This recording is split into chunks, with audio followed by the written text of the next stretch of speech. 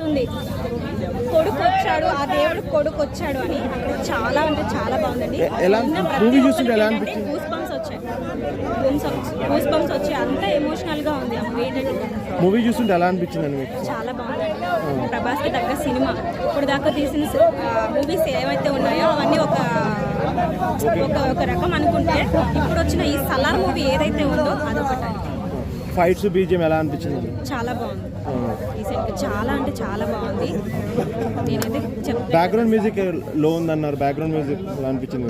Set అయిపోయిందండి. ఆ emotional ఆ మూవీ యొక్క ఇదిలోకి వెళ్ళిపోతే మనకి అర్థమైపోతుంది. మనమే అంతా మూవీ హైలైట్ చేయలేదు బ్యాక్గ్రౌండ్ మ్యూజిక్, ఓకే, బట్ మనకి ఆ మూవీ చూస్తుంటే మనకి ఆ బీజియం అనేది ఎక్కడికి వెళ్ళాలో అక్కడికి వెళ్తుంది చాలు.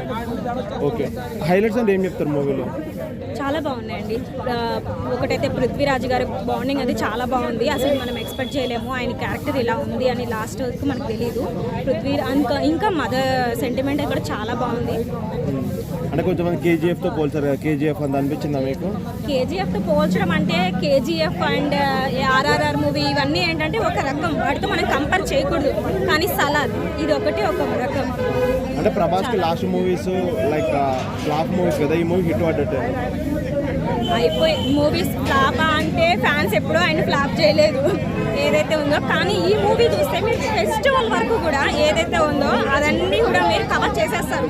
మీరు వేరే వర్క్ వేరే మూవీ ఏం పెట్టుకోరు. జస్ట్ మీకు నచ్చిన సీన్ ఏంటి మూవీలో? నాకు నచ్చిన సీన్ అంటే పృథ్వీరాజు ఎవరైతే ఉన్నారో వాళ్ళతో తీసిన కొన్ని సీన్స్ అనేది చాలా బాగున్నాయి. అంటే ఇప్పుడు ఉన్న త్రిబుల్ ఆర్ రికార్డ్ కూడా బ్రేక్ అయ్యే ఛాన్స్ ఉంది.